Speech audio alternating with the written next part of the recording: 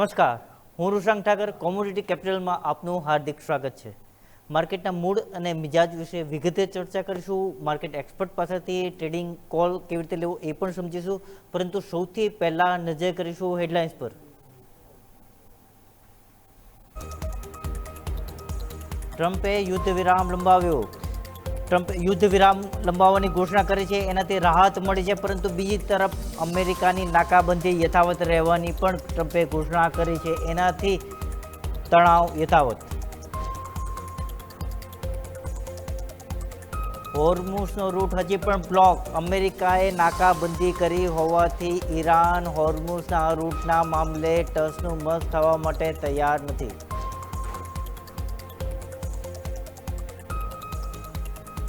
મેટલ્સમાં મજબૂતાઈ જોવા મળી. ગોલ્ડમાં 0.98%નો ઉછાળો, સિલ્વરમાં 1.63%નો ઉછાળો, કોપર ઝીંકના ભાવમાં પણ ઉછાળો જોવા મળ્યો. ક્રૂડની કિંમતોમાં નરમાશ. ક્રૂડ ઓઇલની કિંમતોમાં 0.34%નો ઘટાડો જોવા મળ્યો, પરંતુ બીજી તરફ નેચરલ ગેસની કિંમતોમાં 0.78%નો વધારો જોવા મળ્યો.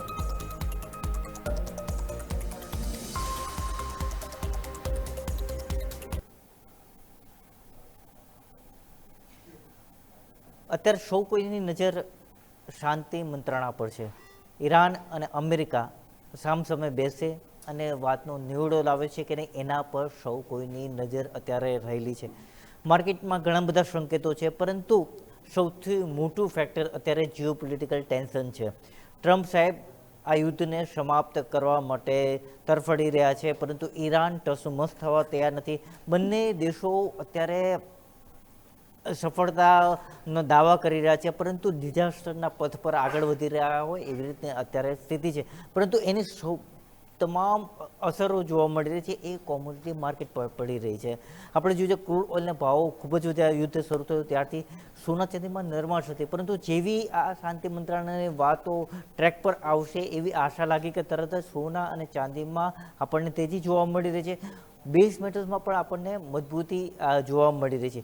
માત્ર ક્રૂડ ઓઇલમાં મામૂલી નરમાશ છે, લિટલ મૂવમેન્ટ, એમાં બહુ જ ઓછી મૂવમેન્ટ જોવા મળી રહી છે. ક્રૂડ ઓઇલની વાત કરીએ આપણે, આ બધા વચ્ચે ભારતીય રૂપિયા પર વાત કરીએ તો અત્યારે સતત દબાણ એના પર જોવા મળી રહ્યો છે. ભારતીય રૂપિયો અત્યારે 94ની નજીક જઈ રહ્યો છે, એટલે એ ખરેખર આપણા માટે ચિંતાનું કારણ એ છે કે ભારતીય રૂપિયો નબળો પડી રહ્યો છે, ગગડી રહ્યો છે. મૂળ વાત એ છે કે આરબીઆઈએ અત્યારે ડેરિવેટિવ ટ્રેડિંગ પર આંશિક કર્બ્સ મૂક્યા હતા, નિયંત્રણો મૂક્યા હતા. હવે એમાં રાહત આપી છે, એ હટાવી લીધા છે, એટલે એના લીધે એડિશનલ રૂપિયા પર આપણને દબાણ જોવા મળી રહ્યું છે. ઓવરઓલ શાંતિ મંત્રણા, ક્રૂડ ઓઇલની કિંમતો, એ બધી જ વાતની આપણને ભારતીય રૂપિયા પર અસર જોવા મળી રહી છે. આજ વિશે વિગતે ચર્ચા કરવા માટે આપણી સાથે કુંવરજી ગ્રુપના રવિભાઈ દિયોરા આપણી સાથે જોડાશે, પરંતુ એ સૌથી પહેલાં આપણે નજર કરીશું કે ગોલ્ડ સિલ્વરમાં કેવી પ્રકારની સ્થિતિ રહેવાની છે. ગોલ્ડમાં આપણે વાત કરીએ તો 0.98%નો આપણે ઉછાળો છે.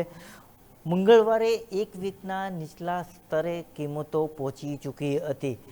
લગભગ 1.48%નો આપણને ઘટાડો જોવા મળ્યો હતો.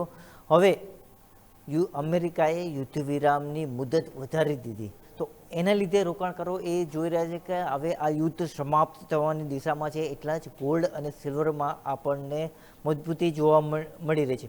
ડોલર ઇન્ડેક્સમાં પણ લગભગ સ્થિર છે. એટલે ઓવરઓલ સ્પોટ ગોલ્ડમાં વાત કરીએ તો 0.6%નો વધારો છે, પરંતુ આ તેજી છે એ કેટલી ટકાઉ છે એ પણ બહુ જ મોટો સવાલ રહેલો છે. સિલ્વરની વાત કરીએ તો મંગળવારે 3.11%નો ઘટાડો જોવા મળ્યો હતો, અને અત્યારે ફરી સ્થિતિ બદલાઈ છે અને અત્યારે આપણને તેજી જોવા મળી રહી છે. તો આ જ વિશે ચર્ચા કરીશું. આપણી સાથે કુંવરજી ગ્રુપના રવિભાઈ દિયોરા જોડા છે. રવિભાઈ, આપનું હાર્દિક સ્વાગત છે.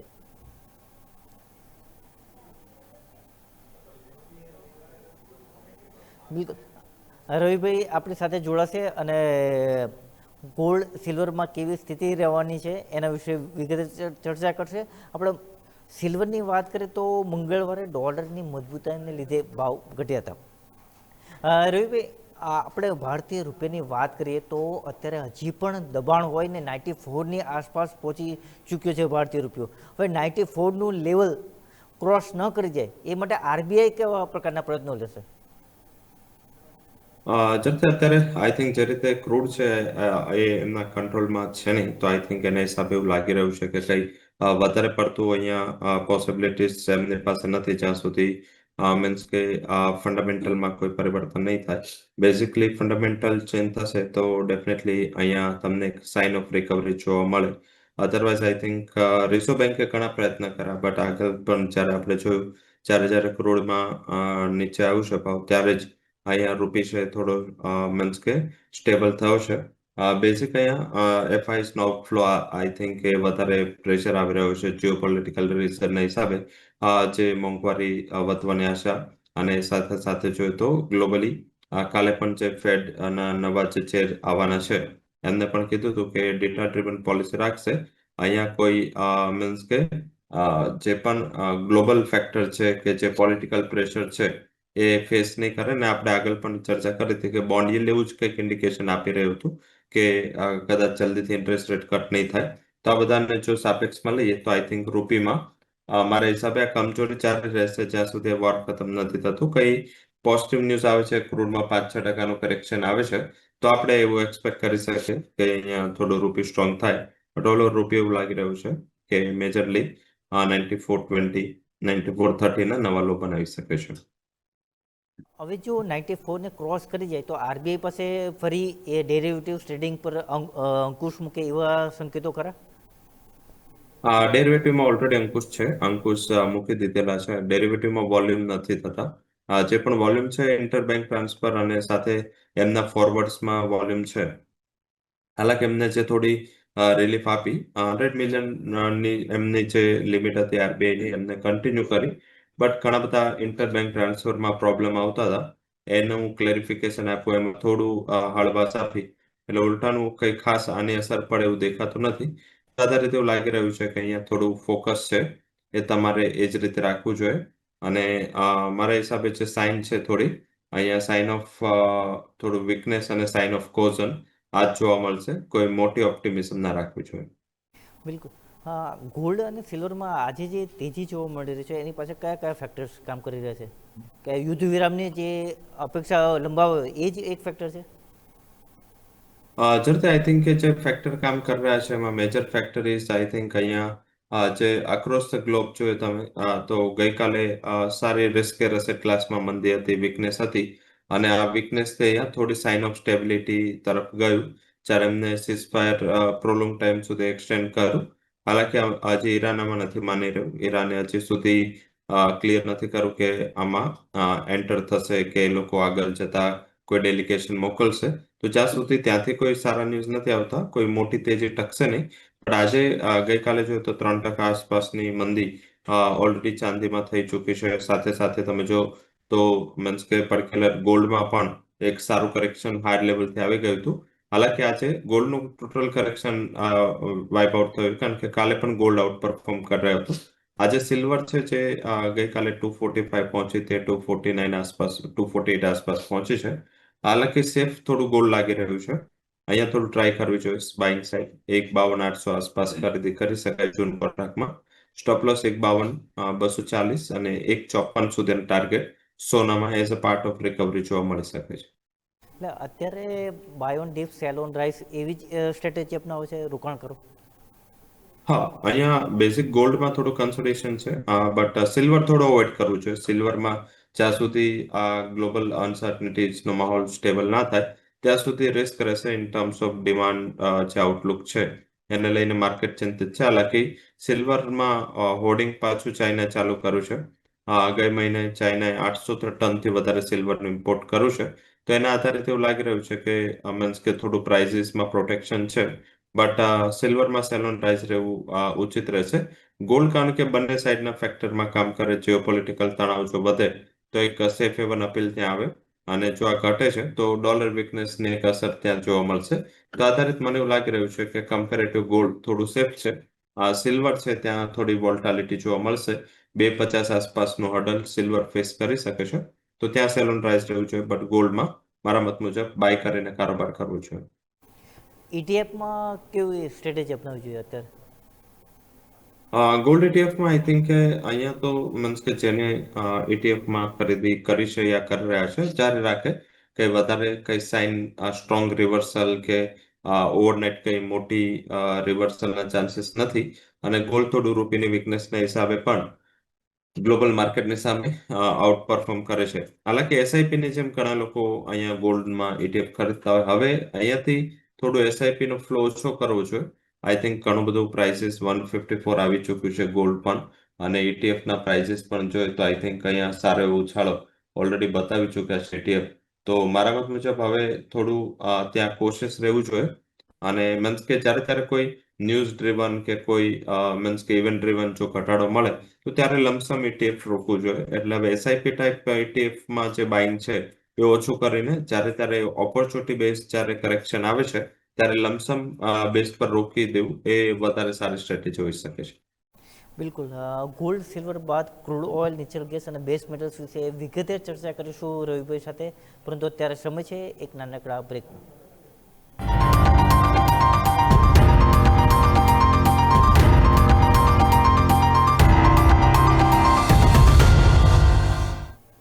બ્રેક બાદ આપનું સ્વાગત છે.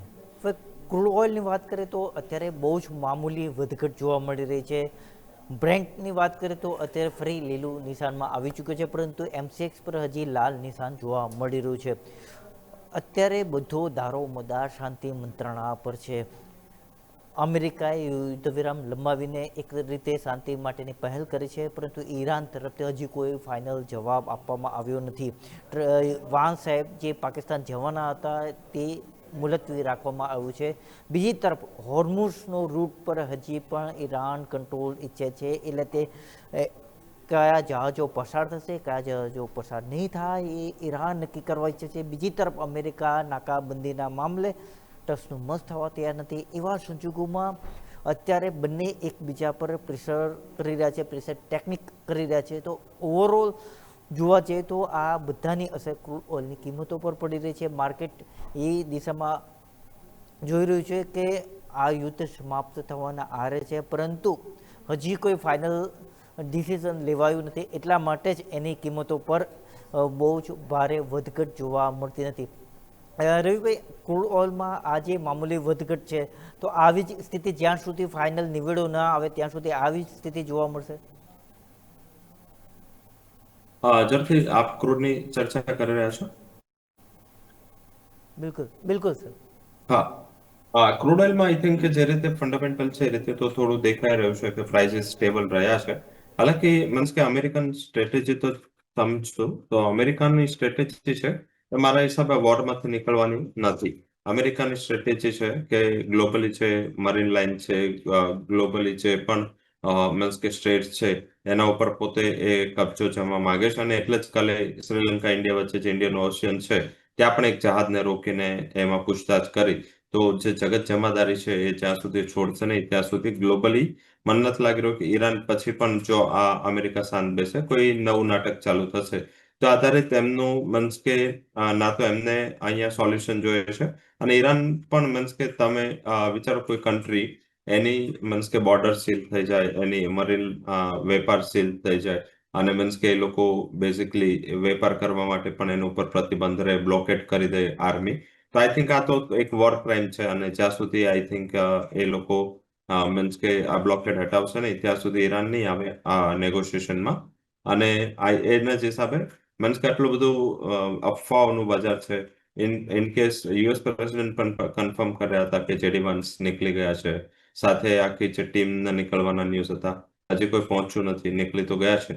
તો ડેફિનેટલી આ થોડું ફેક્ટર છે. જ્યાં સુધી ઈરાન કન્ફર્મ નહીં કરે ત્યાં સુધી, કારણ કે ફર્સ્ટ ટાઈમ આવું થયું હતું કે ઈરાન યુએસની ટીમ પહોંચી ગઈ, ઈરાનને પાર્ટિસિપેટ ના કરું, પછી સેકન્ડ ટાઈમ ફરીથી બંને પાર્ટિસિપેટ કરું અને આ થર્ડ મીટિંગ છે. આઈ થિંક આમાં ઈરાને હજી આ નથી પાડી. તો ત્યાં સુધી મારા હિસાબે થોડું ઓપ્ટિમિઝમ ઓછું રાખવું જોઈએ કે જલ્દીથી કોઈ ડીલ થાય. બંનેને કોસ્ટ વધી રહી છે, બંને થોડું પોતે પ્રિપેર થઈ રહ્યા છે એવું લાગી રહ્યું છે. નાટક ચાલુ રહેશે અને આઈ થિંક ક્રૂડમાં મે કોન્ટ્રાક્ટમાં 8380 આસપાસ મળે છે ઇન્ટ્રાડે, ખરીદી કરીને ચાલો. સ્ટોપ લોસ 8300, ઉપર 8500 સુધીનો ટાર્ગેટ આવી શકે છે. હવે માની લે રવિભાઈ કે મીટિંગ નહીં થાય, અઠવાડિયું બિલકુલ આવી જાય, ઘર્ષણની સ્થિતિ વધી જાય, તો ઓવરઓલ એવી સ્થિતિમાં ક્રૂડના ભાવ ક્યાં જઈને પહોંચશે? ફરી 10,000 પહોંચશે એમસેક્સ પર? હા, મીટિંગ થશે. મીટિંગ તો પોસિબિલિટીઝ છે કે કદાચ ગ્લોબલ પ્રેશરમાં આવીને એકબીજા અત્યારે સાઉદી પણ ઇન્વોલ્વ થઈ ચૂક્યું છે, ફ્રાન્સ પણ થયું છે, પણ બંનેની જે રીતેની કન્ડિશન છે એ રીતે એવું લાગી રહ્યું છે કે મીટિંગ પછી પણ અહીંયા સમાધાન થવું કે મીન્સ કે સીઝફાયર ડેફિનેટલી અમેરિકા પાસે શાયદ ફંડ નથી, અને કાલે પણ યુએસની નેવીએ પણ એડિશનલ ફંડની ડિમાન્ડ કરી છે. યુએસની પેન્ટાગોન તરફથી તો પહેલેથી ઓલરેડી ડિમાન્ડ હતી. તો અને ગવર્મેન્ટ પણ શોર્ટ ઓફ ફંડ ચાલી રહી છે આવતા સપ્તાહે, ત્યાં પણ મીન્સ કે એમની મીટિંગ છે કારણ કે શટડાઉન પાસે છે ગવર્મેન્ટ. તો આઈ થિંક આ ફંડ આવશે ક્યાંથી વોર અને કરવા માટે કે આગળ એક્સટેન્ડ કરવા. આ સીઝફાયર એટલે એમને અનાઉન્સ કર્યું છે. સીઝફાયર અનાઉન્સમેન્ટ કરવાનું એવું નથી કે વોર સમાપ્તિ એમનો બેઝિક ઓબ્જેક્ટિવ છે. હા, ઓવર પીરિયડ ઓફ ટાઈમ અગર બંને વચ્ચે સહમતિ નથી બનતી, બંને વચ્ચે આ રીતેની તનાતની ચાલુ રહેશે, અને મારા હિસાબે જો અમેરિકાનું ઓબ્જેક્ટિવ જે મેં આગળ વાત કરી કે અમેરિકાનો ઓબ્જેક્ટિવ વર્લ્ડના તમામ સ્ટેટને કેપ્ચર કરવાનું છે, તો આ જલ્દીથી ખતમ નહીં થાય. તો આ આગળ જારી રહેશે અને 10,000ના ટાર્ગેટ રહેશે. એના જ હિસાબે જેપી મોર્ગન, ગોલ્ડમેન આ બધાના 2-3 દિવસના પાછળના કમેન્ટ અને ક્રૂડના ટાર્ગેટ $170, $150ના છે. હાલાકી આપણે એટલું બધું નથી લાગતું કે એટલું બધું દૂર જાય, કારણ કે ખુદ યુરોપ અને અમેરિકામાં ફસાયું છે. તો આઈ થિંક એ આધારિત એવું લાગી રહ્યું છે કે હવે એક અપસાઇડ તો જરૂરથી જોવા મળે, બટ જ્યાં સુધી મીન્સ કે એક ઓપ્ટિમિઝમ છે કે બંનેની મીટિંગ થાય, તો ઓપ્ટિમિઝમમાં પ્રાઇસીસ 10,000 પહોંચવા થોડું મુશ્કેલ છે. ઓવર પીરિયડ ઓફ ટાઈમ અગર આ મીટિંગ કેન્સલ થાય છે, આ મીટિંગમાં ડેફિનેટલી જે રીતે આપણે જણાવ્યું કે કોઈ મીટિંગ થતી જ નથી, તો અને ફરીથી વોર ચાલુ થઈ જાય છે, તો મારા હિસાબે 10,000 બહુ નિયર લેવલ ગણી શકાય. બિલકુલ. ઓવરઓલ આપણા ભારત માટે વાત કરીએ તો ક્રૂડ સપ્લાય પર અત્યારે કેવી અસર થઈ છે, ને હવે જો આ જ પરિસ્થિતિ જળવાઈ રહી તો કેવી અસરો થશે? આપણને કોઈ મોટો ફરક નથી પડતો. શું કામ? કારણ કે આપણે ઓલરેડી શિપ ફસાયેલા જ છે ત્યાં. આપણે અત્યારે પણ એ જ સિચ્યુએશન પર છે. જો વોર ક્રાઇમ વધે, હા, જો ઇન કેસ ઘટે તો સિચ્યુએશન અહીંથી સુધરે ખરી, પણ અહીંયાથી બગડે એ ચાન્સીસ નથી, કારણ કે આપણને 1 મહિનાનો હજી પણ રશિયા પાસેથી ક્રૂડ પરચેસ કરવાનો ટાઈમ મળી ગયો છે. ગેસ ઓલરેડી રશિયા 30-40% ડિસ્કાઉન્ટે ચાઇનાને પણ આપી રહ્યું છે. ઇન્ડિયાની પણ પોસિબિલિટીઝ ખરી. તો એ રીતે એવું લાગી રહ્યું છે કે અહીંયા બેઝિક આપણને જે ઇસ્યુ છે એ ઇસ્યુ આમાંથી આપણે ઓલરેડી ડિસ્કાઉન્ટ કરી ચૂક્યા છે, એટલે ₹94 ચાલી રહ્યો છે. આગળ જતા મીન્સ કે જે અત્યારે કોર્પોરેટ પરિણામોમાં અત્યારથી જ તમે જો તો છેલ્લા 2 દિવસમાં ઇન્ડિયન કંપનીઓ જે પરિણામો આપ્યા છે, તમામ જગ્યાએ રેવન્યુમાં કોઈ પ્રોબ્લેમ નથી, બધી જ જગ્યાએ માર્જિન કસાયા છે. તો આઈ થિંક આ થોડું ફેક્ટર છે જે હું એક્સપેક્ટ કરી રહ્યો છું કે આગળ જતા થોડું એક નકારાત્મક પરિસ્થિતિ જેવું અહીંયા ઊભું થઈ શકે અને પ્રાઇસીસ છે એ ઉપર રહી શકે, પણ ઓવરઓલ ઇન્ડિયા માટે સિચ્યુએશન ઓલરેડી વર્સ છે. અહીંયાથી વર્સ થાય એ ચાન્સીસ થોડા ઓછા છે. નેચરલ ગેસમાં સળંગ 5મા સેશનમાં વધારો જોવા મળે છે અમેરિકન ગેસ ફ્યુચર્સમાં, તો ઓવરઓલ એનું કારણ શું રહ્યું છે, ને આપણા ત્યાં પણ એવી જ સ્થિતિ જળવાઈ રહેશે? ગેસમાં આઈ થિંક ત્યાં પરિસ્થિતિ થોડી અનુકૂળ છે. આઈ think in terms of supply અહીંયા બહુ ઇશ્યુ નથી. મેજરલી જે નેચરલ ગેસ સપ્લાય છે થ્રુ પાઇપલાઇન રૂટથી થોડી પોસિબિલિટીઝ છે. યુરોપે પણ યુએસ સાઇડની લાઇન ઓપન કરી દીધી છે. તો આધારિત મારા હિસાબે થોડું નેચરલ ગેસમાં પેસિમિસ્ટિક રહેવું જોઈએ in terms of price. Euro spot prices higher છે, પણ આપણું જે નેચરલ ગેસ છે અમેરિકન પ્રાઇસને વધારે ફોલો કરે છે. એટલે તમે 272 આસપાસ એકવાર જો મઈ કોન્ટ્રાક્ટ મળે છે આજે, તો વેચીને વેપાર કરો. Stop loss would be around 276.80 અને નીચે 265 નો ટાર્ગેટ જોવા મળી શકે છે. બિલકુલ. કોપરની વાત કરીએ તો 0.56% વધારો છે. ચીને સલ્ફ્યુરિક એસિડની નિકાસ પર પ્રતિબંધ મૂકી દીધો, કે જે કોપરના ઉત્પાદનમાં, બીજી મેટલ્સના ઉત્પાદનમાં પણ બહુ જ જરૂરી છે. પછી પર તો છે. ઓવરઓલ એના એમ છતાં પણ ચીનમાં કોપરનું ઉત્પાદન તો વધ્યું જ છે. તો ઓવરઓલ એના લીધે એવી સ્થિતિમાં કોપરની કિંમતો પર આપણને પોઝિટિવ ઇમ્પેક્ટ જોવા મળી રહી છે. તો એ અસરો છે એ જળવાઈ રહેશે? મેટલમાં અત્યારે જે મેજર ઇસ્યુ છે એ સપ્લાયનો છે, અને જ્યારે જ્યારે સપ્લાયનો ઇસ્યુ આવી જાય છે ત્યારે ત્યારે થોડું ફોકસ છે એ મારા હિસાબે in terms of supply negative રહેશે, અને એના હિસાબે પ્રાઇસીસ છે એ થોડું સપોર્ટમાં આવી જાય છે. ઝિંક, એલ્યુમિનિયમ મારા હિસાબે અહીંયા આઉટ પરફોર્મન્સ રહેશે. કોપર થોડું આઈ થિંક સાઇડવેઝ છે, કારણ કે અહીંયા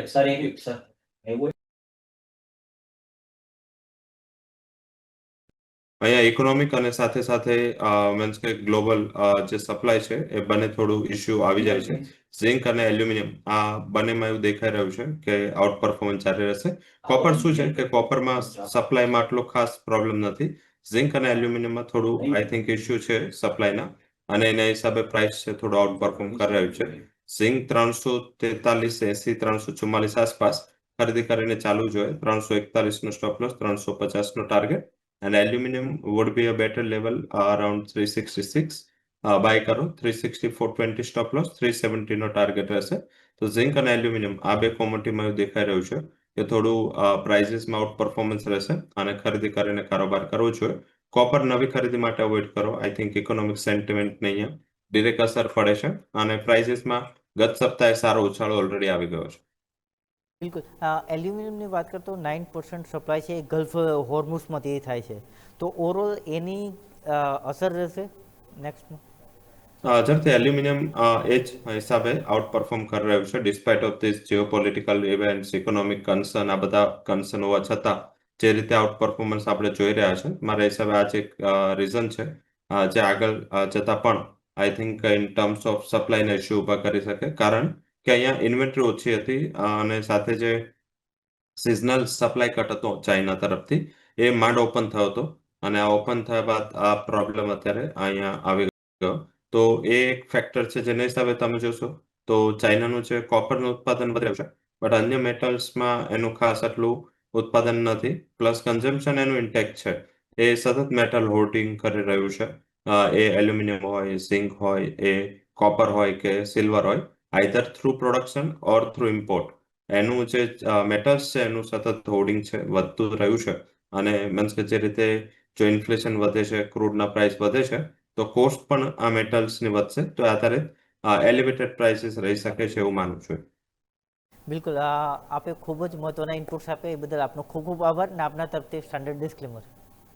જે પણ કોમોડિટીઝ વિશે ચર્ચા કરી છે, મારી કોઈ પર્સનલ પોઝિશન નથી. કંપનીના ક્લાયન્ટ્સ અને કંપનીના ફંડમાં થ્રુ સ્પોટ ઓર ડેરિવેટિવ માર્કેટ આ પોઝિશન હોઈ શકે છે.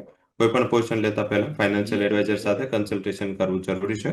અને શોમાં બોલવા બદલ ખૂબ ખૂબ આભાર. જી, વધુ એક વખત આપનો ખૂબ ખૂબ આભાર. હવે માર્કેટના ભાવ પર આપણે નજર કરીએ તો ગોલ્ડમાં 1.03%નો ઉછાળો જોવા મળ્યો છે, સિલ્વરમાં 1.65નો ઉછાળો છે જોવા મળ્યો છે, કોપરમાં 0.60%, ઝિંકમાં 0.74%નો, એલ્યુમિનિયમમાં પણ આપણને એટલો જ ઉછાળો જોવા મળ્યો છે. ક્રૂડ ઓઇલમાં માત્ર 0.30%નો ઘટાડો જોવા મળ્યો છે. એ મામૂલી વધઘટ ક્રૂડ ઓઇલમાં જોવા મળી રહી છે, પરંતુ નેચરલ ગેસમાં આશ્ચર્યજનક રીતે સતત વધારો જોવા મળ્યો છે. આજના દિવસે અત્યારે 0.75%નો ઉપરને ઉછાળો જોવા મળી રહ્યો છે. આ તો થઈ વાત નોન એગ્રી કોમોડિટીઝની. હવે એગ્રી કોમોડિટીઝ વિશે આપની સાથે ચર્ચા કરવા માટે જોડાશે અમારા સહયોગી હાર્દિક ત્રિવેદી અને ધવલ પટેલ. મને રજા આપશો. નમસ્કાર.